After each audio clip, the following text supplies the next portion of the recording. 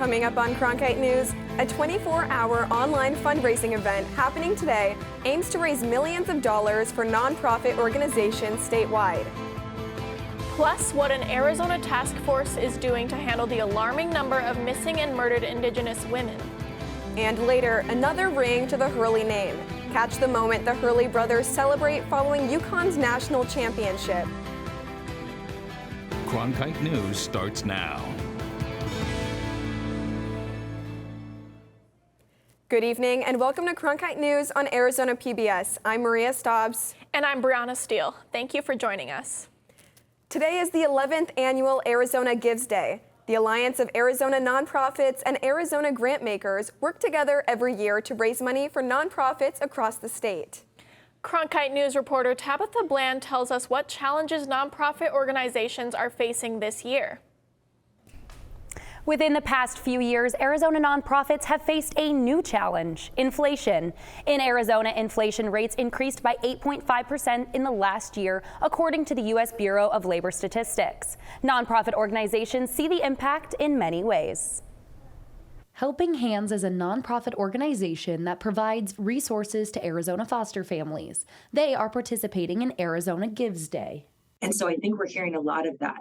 Money is tight, and so we get the pleasure of being relied on when the going gets rough. In Phoenix, the Consumer Price Index has increased 8.5% in the last year.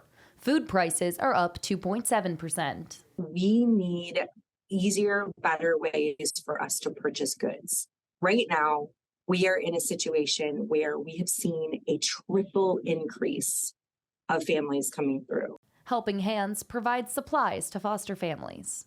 So behind this wall, there is a 20,000 square foot warehouse filled with brand new beds, clothes, shoes, diapers, wipes, personal care items. Those same items have increased in price in stores, leaving many families in need. I go to the grocery store and have 2 bags of groceries, and it costs me $100, and I'm not walking out with filet and lobster. So if you're a family that's trying to support your children and you're trying to decide between groceries and a couple of books, you're going to have a pretty obvious decision to make.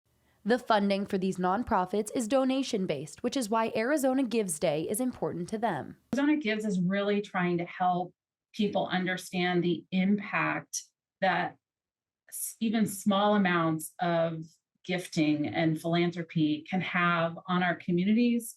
Arizona Gives Day helps to keep nonprofit organizations running. Thus far, been able to raise over $36 million. This year, we're hoping we'll definitely be over that $40 million mark. The Arizona Gives Day will continue until 11:59 p.m. tonight. The donations made are eligible for charitable tax credit. In the newsroom, Tabitha Bland, Cronkite News. 2 major corporations are making job cuts in select markets nationwide. Walmart and McDonald's are only 2 of the many large companies who are experiencing these cutbacks. Walmart laid off more than 2,000 workers in 5 U.S. warehouses that are responsible for fulfilling online orders, and they are not alone. As McDonald's anticipates layoffs, the fast food chain told corporate employees to work from home. This comes after McDonald's CEO warned staff about job cuts in January. Former President Donald Trump pleaded not guilty in a Manhattan court today following his indictment last Thursday. He is facing 34 felony counts related to business fraud. Reporter Madeline Jaskowiak followed today's arraignment and gets reaction from Arizonans. A New York grand jury voted to indict former President Donald Trump while investigating a hush money payment to Stormy Daniels in 2016. The payment was allegedly in return for Ms. Daniels' silence in a previous sexual encounter with the former president. Trump is the first former president in U.S. history to face criminal charges. He surrendered to authorities earlier this afternoon. Reaction from Arizonans on both sides of the aisle has been predictable. Republican Congressman Andy Biggs, a longtime supporter of Trump, tweeted that Trump's arrest and indictment are what you see in authoritarian regimes. Another Republican representative, Paul Gosar, is encouraging people to take a pledge to stand with Trump. In contrast, State Representative Democrat Alma Hernandez tweeted that no one is above the law in this country, not the former president, not anyone. All those crying foul don't understand the legal system. Understanding the legal system is something that will be impacted by Trump's arraignment. We talked with ASU law professor Stephanie Lindquist about how the law school curriculum is changing in light of Trump's legal battles. Context of constitutional law, the Trump administration has already had a major impact on what we teach. As far as the indictment is concerned, where that will have an impact is in the question whether a president who has been indicted and potentially could be in prison can serve. Professor Lindquist says that issues regarding presidential privilege and the congressional power to obtain tax returns are new topics in the classroom because Trump's presidency challenged those legal concepts. In the newsroom, Madeline Jaskowiak. Over the past 40 years, murders of Indigenous people have been steadily increasing. Reporter Alexia Stanbridge joins us at the desk to tell us more on Arizona's effort to combat the violence. Native women are 10 times more likely to be murdered than the national average in some U.S. counties with larger Indigenous communities. Arizona has implemented a task force to help. Solutions to problems plaguing Indigenous communities are often rooted in their culture. In Washington state, a meeting of a missing and murdered Indigenous women and people task force sometimes begins with traditional prayer and music. For generations, Indigenous people have suffered the loss of missing and murdered loved ones, an issue that has many complications. You have multiple jurisdictions who have authority to act on crime on tribal lands, the federal government, the state government sometimes, tribal courts and tribal police. Captain Paul Etnier with the Arizona Department of Public Safety grew up on Hopi Nation. He says it wasn't uncommon to not know where someone is. There was also that reluctance of family members because they felt that that person was going to come back. At the beginning of March, Governor Katie Hobbs signed an executive order establishing a missing and murdered Indigenous people task force in an effort to make some progress in solving this issue. The task force is a collaboration with state, federal, and tribal governments to gather information and work with law enforcement on solutions. This task force is to get everybody together to start talking about what steps do we take concretely now moving forward. Arizona has one of the highest numbers of missing and murdered Indigenous women cases, and Tucson is the city with the 4th highest number of cases in the country, according to the Urban Indian Health Institute. It is kind of disheartening if you look at it, just the injustice within Indian country, you know, the inequities of justice being applied. Arizona is not the first to implement a task force. Other states like Washington and Wisconsin have as well. Annie Forsman Adams is a policy analyst for the Washington State Attorney General's office. She says their task force began meetings over a year ago and has found some success. One example is the creation of the first missing Indigenous persons alert system in the nation. That alert system has been activated dozens of times now. I think we've had close to 40 reports. And we have found people. We have found people that may not have been found. Anna Bean, a Puyallup Tribal Council member, said the Washington State Task Force has made slow but good progress. I feel deeply affected by this. These are our relatives. I know somebody who's been affected.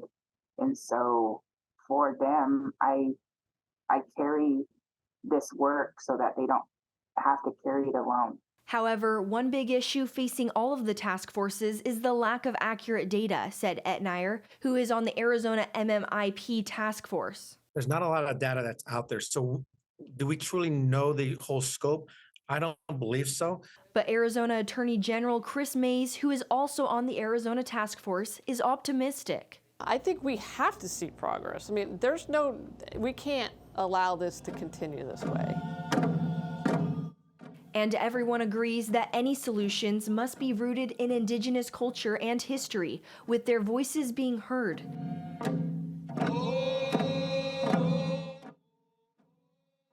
The task force will be made up of members from law enforcement, tribal nations, and victims advocacy agencies. Their first report with recommendations for actions is due December 1st, 2023.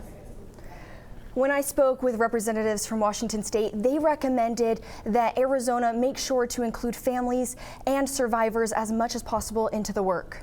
Thank you, Alexia. Really interesting to learn about. Yeah. And a new study finds that bees are living roughly half as long as they used to. Unfortunately, there are many reasons for their diminishing numbers. After the break, what is causing these deaths and how can we bring the buzz back? And this year, snowplows have been busier than ever in Arizona. Coming up, how many miles they've covered during the winter season. Cronkite News provides students at ASU's Walter Cronkite School of Journalism with the opportunity to gain real-world experience in the newsroom. At Cronkite News, our students produce professional content for audiences by taking on all roles, whether they be reporting, anchoring, producing, or studio production. Each department gives students first-hand professional newsroom experience. For more information, visit cronkitenews.azpbs.org. Stream the best of PBS on any device with the PBS Video app. All your favorite drama, history, science, news, and documentaries, all in one place. Watch your PBS station live or catch up on the shows you missed. Discover new favorites from PBS and locally produced shows from your station. Sign in and start streaming today. Honeybees are dying at an alarming rate. In fact, their lifespans are actually shortening. I talked with researchers and a beekeeper to get the buzz on what is happening to bees. The bees have been here for hundreds of years, buzzing around and pollinating our plants around the world. But recently, their numbers have been dropping for many reasons. Loss of habitat, invasive insects, bad beekeeping, pesticides, and other chemicals. These honeybees are essential for plant and human life and have been slowly declining for years. But if they disappear, it could have a drastic impact. A recent study by Scientific Reports found that honeybees are now living around 18 days compared to 34 days, which was the average lifespan 50 years ago. The bees are sick, that they're being poisoned in some way or getting poor nutrition or have some disease, that's been, becoming more and more prevalent over the last 50 years. Harrison studies insects, including bees, and while he and other scientists are unsure of what specifically is hurting the bees, they believe it's most likely a combination of factors. But everyone agrees that losing the bees would harm the planet. One immediate loss: important pollinating habits. In short supply, basically you're going to lose out on that pollination. Our food, really the entire industry, food, stops as we know it.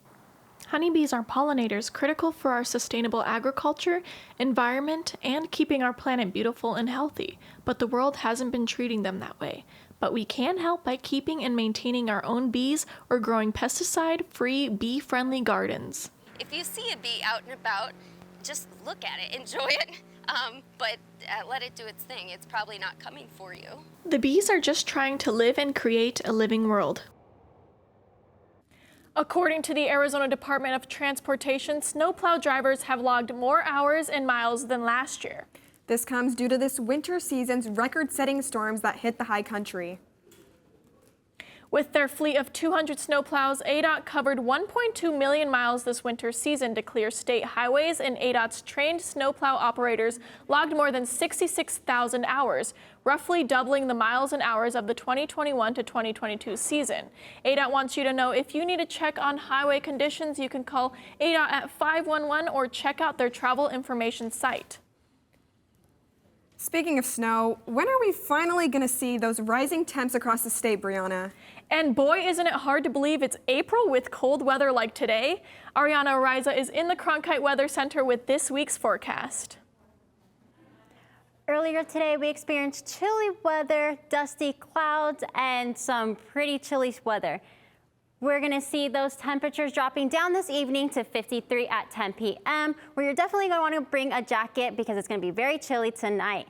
Around this time last year, we were experiencing completely different temperatures. We were already in the high 80s, where this year we're in the high 60s all the way to the low 80s. And we're going to see that changing tomorrow because most of our state is going to be in below freezing temperatures. Our lowest temperature in the state is going to be 15 in Window Rock, where over here in Yuma it's going to be the highest with 51. While it warms up throughout the day, we're going to see our highest being 73 in Yuma. We're over here in Window Rock, that 15 jumps up to 42. And over here in Phoenix, we're going to see a nice 70. With that 70 comes our UV index forecast, where we're going to see it low at 9, moderate at 11, and high by 1 p.m. With that sunburn time, you definitely want to make sure you lather up on that sunscreen if you plan on being outside. Taking us into our 7-day forecast, we're going to see those temperatures rise up to 85 on Friday, taking us into our Easter weekend with our first 90 of the year on Easter Sunday. If you want to go outside or Easter egg hunt, you definitely want to make sure you wear that sunscreen and stay hydrated as it jumps up to the high 90s next week with the 95 on Tuesday. From the Cronkite Weather Center, I'm Ariana Ariza. I'm Noelle Blumel. Coming up after the break, I'll have your Cronkite Sports Report. There's college ball, pro ball, but what about banana ball? The Savannah Bananas made a pit stop in Arizona during their 2023 World Tour.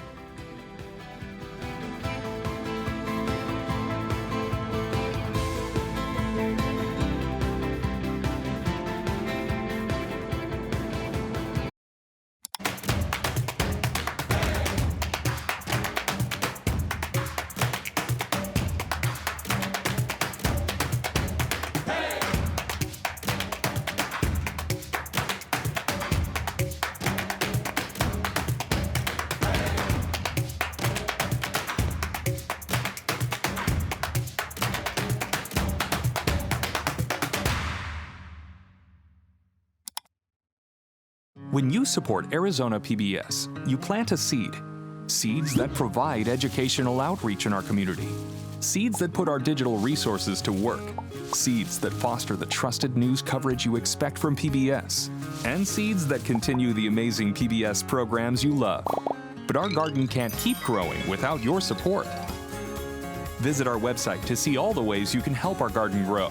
Plant a seed with Arizona PBS today. My heart is racing right now. Fasten your seatbelt. You're uncovering the truth. These are consequential things. Yeah.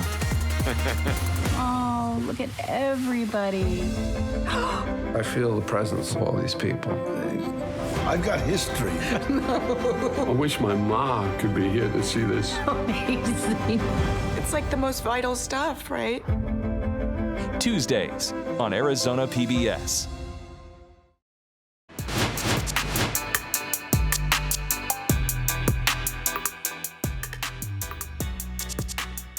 Sports Report. I'm Noelle Blumel.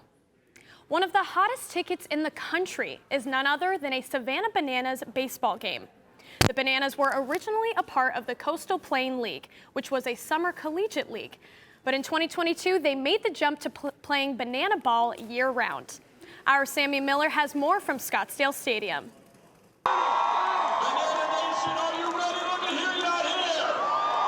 The Savannah Bananas are a team like no other.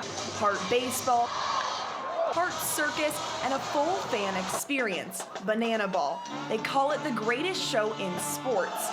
New rules, new ideas, and even new dances. They are revolutionizing America's favorite pastime, and Arizona recently got introduced to the universe of Banana Ball. I've really enjoyed the World Tour. We get to see a bunch of different cities. We get to tap into the community a little bit. And really, my favorite thing is just the opportunity to inspire the youth, whether it's, the young softball or baseball players out there, or future banana ball players. Most people know the Savannah Bananas for their high energy, their crazy TikTok viral dances, and their antics, but these players are more than that. A lot of them played college ball and then decided to take their baseball careers in a more unconventional way.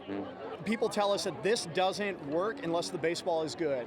And so we constantly strive to make sure that the baseball on-field performance is at the highest level, because we know we can do the entertainment, but if the baseball is not real, real baseball people won't want to watch this. Point your eyes in any direction and you might see some moving and grooving with dancing umpires, as well as grandmas known as the Banana Nanas, and you can even see a pitcher on stilts firing fastballs. You'll be surprised with the high quality and the high level baseball actions that you'd see out here. And that's really my favorite thing about it, is how quality the talent is, and then the way that guys are able to plus what they do, whether it's trick plays, whether it's trick pitches, whether it's dance moves in between things. It's a lot of fun. The Bananas have certainly found their following, selling out stadiums all across the country and putting smiles on people's faces of all ages, one stop at a time. In Scottsdale, Sammy Miller, Cronkite News. The Savannah Bananas World Tour continues on as they head back to Savannah, Georgia for their next stop at the historic Grayson Stadium. Congratulations to Dan Hurley and the Yukon Huskies on their 5th national championship title. The Huskies won 76-59 against the San Diego State Aztecs. Brothers Bobby and Dan Hurley shared an emotional embrace after Yukon's big win last night. This is Dan Hurley's first championship as a head coach. And although ASU was eliminated in the first round of the NCAA tournament, Bobby Hurley continued to support his little brother and Yukon. Just happy for Dan because of how his whole journey, how hard he's worked, all the time he's put in, and how talented he is as a coach, and that he gets to have this moment and he gets to share that with his team. And I'll get back in the gym with my guys, and we'll see what we could do in the future. But it's all about him right now. On this Arizona Gives Day, we turn to the Coyotes, who made it a point to give back to the community for Cesar Chavez Day last week. Sabrina Giles has more on how the team celebrated the legacy of the great community leader. The life and legacy of civil rights leader Cesar Chavez is being remembered in many ways. His mission of giving back to the community inspires many, and one of those groups is the Arizona Coyotes. The Arizona Coyotes, we are a sports team, we're a hockey team, but we are also, at the heart of what we do, is giving back to the community. And it takes a team, as roughly 90 Arizona Coyotes employees are spread across 4 different locations, giving back for Cesar Chavez Day. Have a group like this come through and help us facilitate the space, we're going to be able to actually increase what we produce here and therefore increase what we can provide to the community. So having them here is beautiful, and it doesn't hurt that they're Coyotes too. The Coyotes did some gardening and even got their hands dirty by helping restore the playground at Excel School in Tempe. The executive director of educational programs at Excel, Jonathan Evans, was thankful for the Coyotes' service. We've had a great partnership with the Arizona Coyotes. We can count on the Coyotes Foundation. It's an amazing opportunity to be able to rely on local teams, right? Yeah. And especially the Coyotes. But giving back doesn't end on Cesar Chavez Day. The organization is determined to contribute to the Valley not only on the ice, but off it as well. In Tempe, Sabrina Giles, Cronkite News. That's it for today's Cronkite Sports Report. Back to Maria and Brianna. 2 sports legends have claimed their spots as Forbes World Billionaires. Their massive sponsorships have helped them to make the annual list. After the break, more on these new billionaires and one controversial figure who has fallen from the top spot in the billionaire bracket.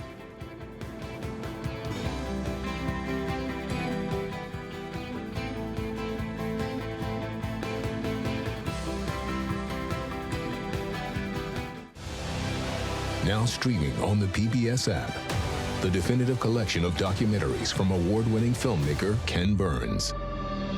Hemingway, the man, is much more interesting than the myth. It is a story that Americans have to reckon with. He's got my job, I'm the town. Discover over 40 groundbreaking films that bring our history to life.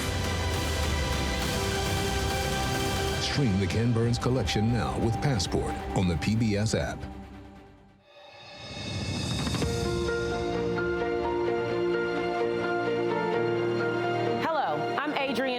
General Manager of Arizona PBS. We've got so much going on here at the station. I'm Catherine Anaya. I'm Alberto Rios. I'm Chef Mark Tarbell. I'm Ted Simons. We want everyone to know that their Arizona connection starts right here at Arizona PBS. For over the past 60 years, Arizona PBS has told incredible stories of Arizona's distinctive people. We got to start being more vulnerable with each other. What I love most about being a Latina woman is the passion and drive that I feel. Beautiful landscapes and treasured history. We're doing something that benefits the community. Good evening and welcome to Horizonte. Welcome to Check Please Arizona. Welcome to the U.S. Senate debate.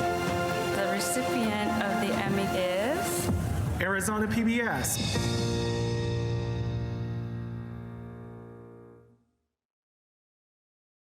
The Walter Cronkite School of Journalism and Mass Communications Phoenix Sports Bureau provides students with hands-on learning experiences and opportunities in sports journalism. From covering local high schools, colleges, and the pros, students get the opportunity to go live from our Facebook shows covering local, collegiate, and pro sports in the Valley. From digital reporting, broadcast, social media, and producing, there's opportunities for all. For more, go to cronkitenews.azpbs.org. LeBron James and Tiger Woods are known as the GOATs, or the greatest of all time in their respective sports. But now, their billionaire status also adds to the notion. James and Woods are the only active athletes to make it to billionaire status. Both have extensive endorsements, and they've used their earnings on the court and on the green to invest and build their fortunes. In other billionaire news, Tesla founder and Twitter owner Elon Musk has fallen from the coveted status of top billionaire. He was dethroned by the owner of French luxury brand LVMH. It's said that Musk only lost the top spot this year because of his $44 billion Twitter purchase last year. That's it for Cronkite News tonight. Thanks for joining us. For top Arizona stories anytime, go to cronkitenews.azpbs.org.